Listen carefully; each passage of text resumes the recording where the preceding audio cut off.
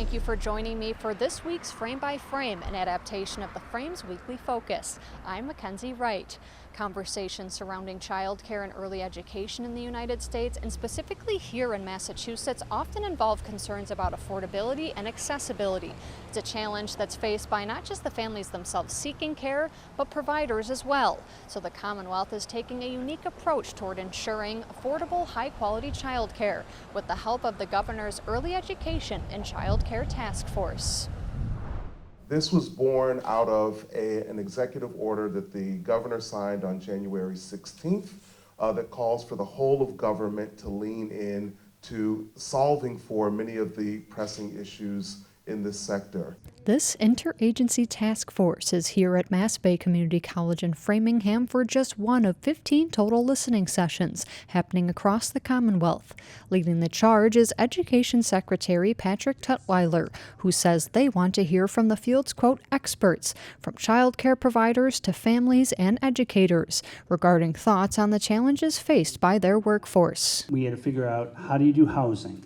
How do you do transportation? Rural communities, smaller communities outside of the greater Boston area, it will be a significant challenge for families and also for educators to get to and from centers. As an early childhood mental health consultant, honestly, my job is spent more with a very tired, depleted, undervalued workforce. The biggest barrier for us is trying to find ways to pay our workforce without pricing out our families. And again, we can just use C3 to fix that. Kat Horian has been working in childcare and early education for over 20 years.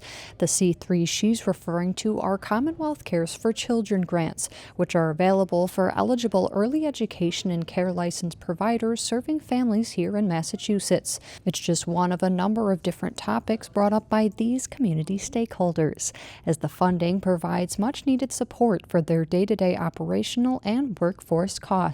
That's what I want to keep, is the accessibility and the ability not to sort of just frivolously use it for bonuses and that kind of thing. There should be a lot more accountability, I think, than there was.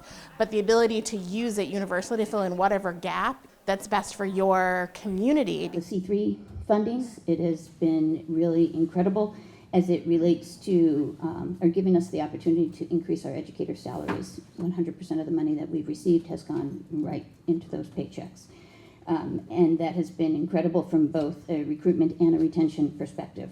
I also understand that and recognize the challenges associated with needing to shift the way the C3 funding formula was allocated due to insufficient funds. According to the state's Department of Early Education and Care, recent adjustments to how those C3 grants are being distributed are an effort to live within fiscal year 2024's budgeted funding levels.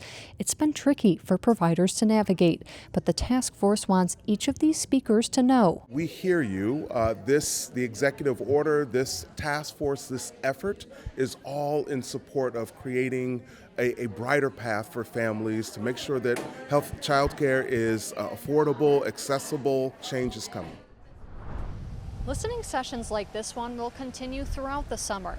Patrick says the task force will then take everything they've learned and organize it into recommendations that will be passed over to Governor Healy by the end of the calendar year, which will also be made public. If you would like to share your thoughts with the Early Education and Child Care Task Force, you can get in touch by visiting their website at mass.gov/Early Education and Child Care Task Force. The task force stressed repeatedly that any and all ideas are welcome. One speaker at this session mentioned systems in place in other countries like Hungary, where children have a birthright to infant care participation with no cost to parents. For The Frame, I'm Mackenzie Wright.